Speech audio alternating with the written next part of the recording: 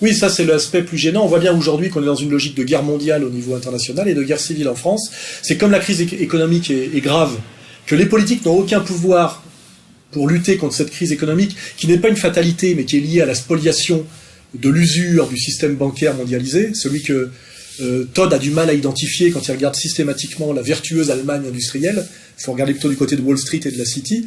Comme cette crise économique s'aggrave, qu'elle a des conséquences sociales très violentes, et que les politiques qui sont des vendus au pouvoir, à ce pouvoir bancaire ne peuvent rien faire, ils cherchent effectivement des boucs émissaires, et leur logique aujourd'hui, c'est la stratégie du chaos.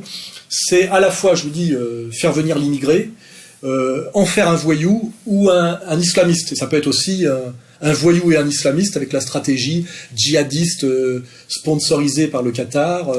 Je crois qu'Ahmed Moualek d'ailleurs vient de rallier cette tendance qui a effectivement peut-être un petit avenir. Ya'oudou billah, alayhi salatu wassalam, ya Rab, ya Rab, ya Rab, kila. Et on voit bien que Valls est dans cette logique, qui est la logique Mera, c'est-à-dire de fabriquer et de désigner l'islamo-racaille, en espérant que le plus possible d'immigrés de confession musulmane tombent dans le piège en confondant islam respectable et légitime, qui est celui que nous essayons d'aider à faire connaître, qui est celui de Sheikh Imran Hossein, qui discute aujourd'hui d'ailleurs avec Douguin, ce qui est intéressant puisque je suis l'éditeur de l'un et le préfacier de l'autre, en identifiant bien quelle doit être l'union sacrée. Изложение своей позиции шейху Имрану Хусейну слово. So I am very happy to greet you here, so to be able to hear you personally, to see you personally, to exchange our opinions with you. The religion of Islam, as it has come out of the Quran and out of the example of the Blessed Prophet, Allah's blessings be upon him, is a religion with zero tolerance for oppression. And we now live in a world with greater oppression than history has ever witnessed. And so it is but natural that the true Christian would want to stand up to resist oppression, to seek to liberate the oppressed, and to struggle against the oppressor. If this is the mission of the true Christian, it is also the mission of the true Muslim. And this naturally should draw us closer together. Comme d'ailleurs Nasrallah identifie bien quelle doit être l'union sacrée aujourd'hui. خامسا إن فلسطين والقدس أيها الإخوة والأخوات هي مسؤولية عامة وشاملة لكل فلسطيني وأيضا لكل عربي مسلما كان أو مسيحيا ولكل مسلم في العالم بل لكل مسلم بل لكل إنسان في العالم لأنها قضية حق. On voit bien que les penseurs, les grandes figures à la fois morales, spirituelles et intellectuelles des temps présents, que sont Douguin, que sont Nasrallah, que sont Sheikh Imran Hossein, disent exactement la même chose aujourd'hui et la même chose que moi. ليس فقط تفكيك الدول والجيوش وأيضا تفكيك الشعوب مسيحيين ومسلمين وسنة وشيعة ودروز وزيدية وإسماعيلية وعرب وفرس وكرد وترك ونتقاتل ونتخاصم. ألم يئن لشعوب المنطقة أن تعرف وتدل بإصبعها على الدول؟ من المؤسف أنه بعد لهلا ما عندنا قرار أن ندل بإصبعي بس كلياتنا فهمانين. Ce qui est quand même rassurant pour moi, notamment, et j'en suis assez rassuré et flatté. Voilà. Alors après, on va voir que cette logique de guerre civile s'aggrave chaque jour un peu plus par un travail qui est essentiellement un travail de médias. C'est-à-dire qu'on voit très bien que la réalité complexe, il est difficile de la connaître, notamment sur la réalité de la délinquance, son aggravation, etc. Mais les médias, c'est eux qui décident, un peu comme une table de mixage, de le cacher ou pas. Aujourd'hui, ce qui est évident, c'est que les médias qui nous cachaient la montée de la délinquance et les liens fatals entre la délinquance et l'immigration, qu'il n'est pas question de nier, aujourd'hui décident de le mettre systématiquement en avant. Et ça donne les affaires de trappe. À 35 km à l'ouest de Paris, Trappes, ville de 30 000 habitants, des affrontements, vous le voyez, entre les forces de l'ordre et des habitants, après l'interpellation la veille d'une femme qui portait le voile intégral. Les affaires de Bretigny. Écoutez, ce qui est sûr, puisque nous y étions, c'est que la situation était très tendue. Nous avons assisté à des échauffourées, des bousculades entre des CRS et un groupe de jeunes, mais ce qui est très difficile, c'est de savoir ce qui s'est passé avant ces échauffourées. Alors, il y a les policiers qui étaient présents hier soir, qui nous ont dit qu'ils avaient été caillassés, qu'ils avaient reçu des projectiles et qu'ils avaient assisté à des tentatives de vol sur les victimes de l'accident de train et sur les secouristes. Les affaires de Brive. Un engin de chantier incendié, plusieurs véhicules dégradés. Voilà tout ce qui reste de la violente altercation qui a éclaté à Brive la semaine dernière. Une bagarre qui a opposé des habitants de ce quartier à des militaires du 126e régiment d'infanterie militaire qui seraient d'origine polynésienne selon une dépêche de l'AFP. Et on voit à chaque fois que on est à la fois sur des choses, sur deux curseurs. C'est qu'il y a effectivement de plus en plus d'agressions, on va dire de Français de souche ou pas d'ailleurs, parce qu'à certains endroits on voit que c'est des Français tahitiens, par des jeunes issus en général de l'immigration, des agressions au couteau, donc ça c'est grave, et on nous le montre alors qu'avant on nous le cachait, sans trop nous expliquer d'où ça vient et pourquoi. Il y a des tas de causes que j'ai expliquées depuis des années dans mes livres. Et puis, de l'autre côté, on voit aussi une colère du Gaulois, je dis Gaulois exprès, de plus en plus légitime, qu'on a marre de cette montée de la délinquance, de la sécurité, ce qui est avec des agressions de personnes âgées, etc. Et on nous met aussi, les médias nous font exprès l'amalgame entre délinquants et musulmans.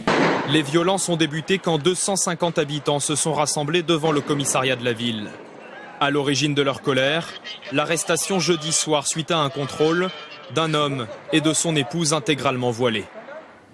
Ce contrôle a mal tourné, les policiers ont été agressés et un des policiers a été frappé et le jeune homme dont vous parlez a essayé de l'étrangler.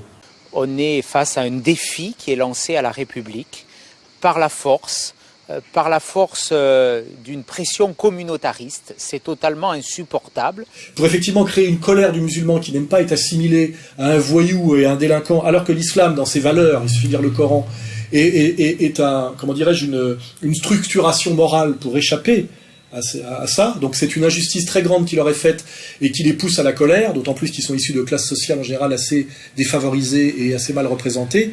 Après la prière du vendredi, un groupe d'habitants de Trappes qui avons été touchés par cette histoire, parce que nous aussi on est trappistes, nous aussi on est musulmans, nous aussi on a des femmes, nos frères, nos sœurs, nos mères aussi qui portent aussi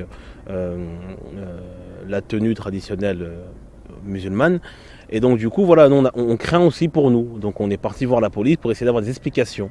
On est venu très pacifiquement, on a pris le temps. Grosso modo, ils nous ont très mal reçus. Ils n'ont rien voulu savoir. Sortez du commissariat, on ne parle pas avec vous, on n'a pas à discuter avec vous. Et on les pousse donc à une colère liée à une injustice, effectivement, qui fait le jeu du système aussi. Donc ça, c'était hier, vendredi, je ne sais plus on était le combien.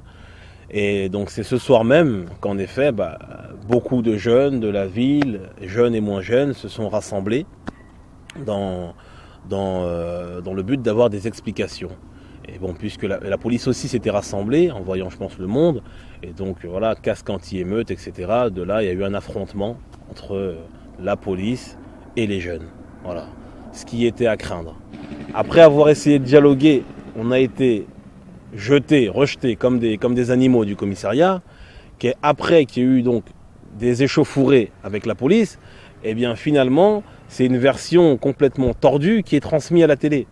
Il faut arrêter. Donc on a colère gauloise, délinquance, immigrés, et colère des musulmans à cause d'une injustice qui leur est faite. Et là, j'accuse même les médias. Quand on a continuellement des unes à l'Express, sur tous les journaux télévisés, aux 20h, des unes sur des femmes voilées, sur le voile intégral, comme s'il ne se passait que cela en France, avec la crise aujourd'hui, avec la délinquance. On n'a que ça à faire de nous parler à chaque fois de femmes voilées comme si c'était une menace pour la République. Et je pense que tout ça est voulu par le système, relayé par les médias, à partir de réalités qu'il ne faut pas nier et sur lesquelles il faudrait travailler sérieusement, avec, je dirais, un vrai programme de redressement national, de réindustrialisation, de remoralisation, etc., etc., que je pense que le Front National pourrait faire s'il accédait au pouvoir, hein, et personne d'autre, hein, d'ailleurs, personne d'autre le ferait. Et ça crée ce contexte général, effectivement, d'aggravation des tensions et de climat de guerre civile totalement voulu, et qui, je le dis, fonctionne sur des bases réelles, hein, il n'est pas question de le nier. Voilà. Et que face à ça, il y a soit on tombe dans la guerre civile, qui est la pire des choses à vivre. Pour ça, j'engage les gens qui rêvent de guerre civile, qui parlent avec le général Aoun, c'est-à-dire avec des Libanais ou avec des anciens Yougoslaves, qui eux ont vécu la guerre civile et qui diront que c'est la pire chose.